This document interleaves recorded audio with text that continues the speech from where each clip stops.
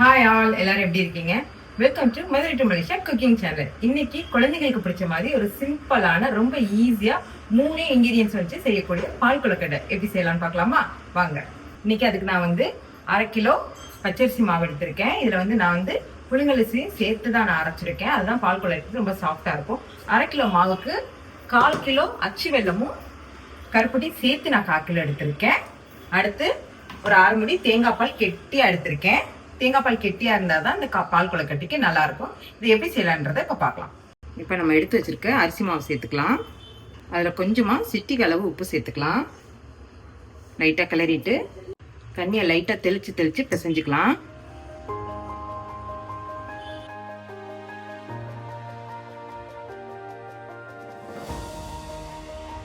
மாவு நல்லா பிசைஞ்சாச்சு. இந்த அளவுக்கு பிசைஞ்சு வச்சுக்கணும். இப்போ நம்ம எடுத்துருக்க கருப்பட்டியும் வெல்லத்தையும் காய்ச்சி எடுத்துக்கலாம். ரொம்ப தண்ணி ஊற்றாம கொஞ்சமாக தண்ணி ஊற்றுக்கலாம்.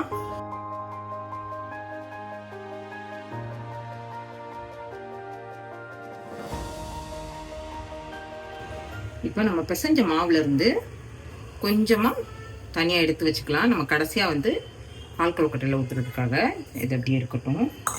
இப்போ நம்ம மாவை உருட்டிக்கலாம்.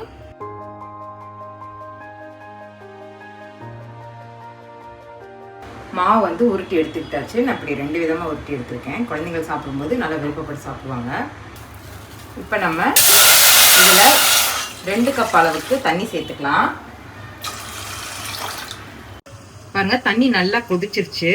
இந்த ஸ்டேஜில் நம்ம உருட்டி வச்ச கொழுக்கட்டையை சேர்த்துக்கலாம்.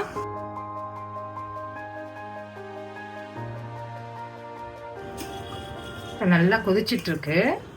இது 5 நிமிஷம் நல்லா கொதிக்க விட்டதுக்கப்புறம் நம்ம கரைச்சி வச்சிருக்க கருப்பட்டியை சேர்த்துக்கலாம். இப்போ நம்ம பாகை சேர்த்துக்கலாம். பாகை எப்பயுமே வடிகட்டி சேர்த்துக்கோங்க.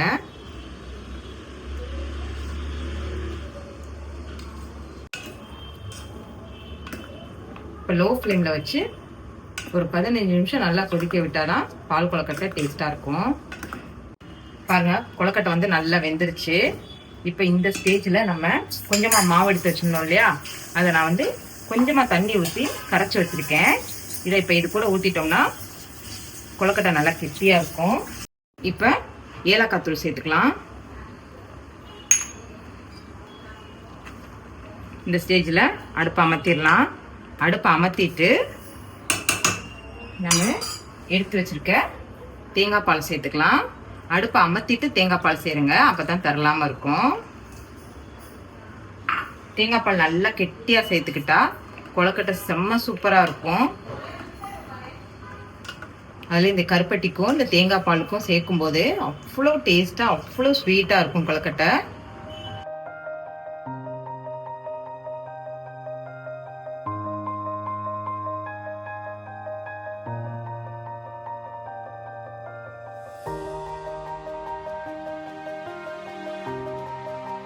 சுவையான சூப்பரான குழந்தைங்களுக்கு பிடிச்ச மாதிரி பால் கொழுக்கட்டை, அதுவும் கருப்பட்டி கலந்த தேங்காய் பால் கொழுக்கட்டை ரெடி ஆயிடுச்சு. நீங்களும் இதை வீட்டில் கண்டிப்பா செஞ்சு பாருங்க. செஞ்சு பார்த்துட்டு எப்படி வந்துச்சுன்றது கமெண்ட்ல சொல்லுங்க. நெக்ஸ்ட் ஒரு சூப்பரான வீடியோல உங்களை சந்திக்கிறேன்.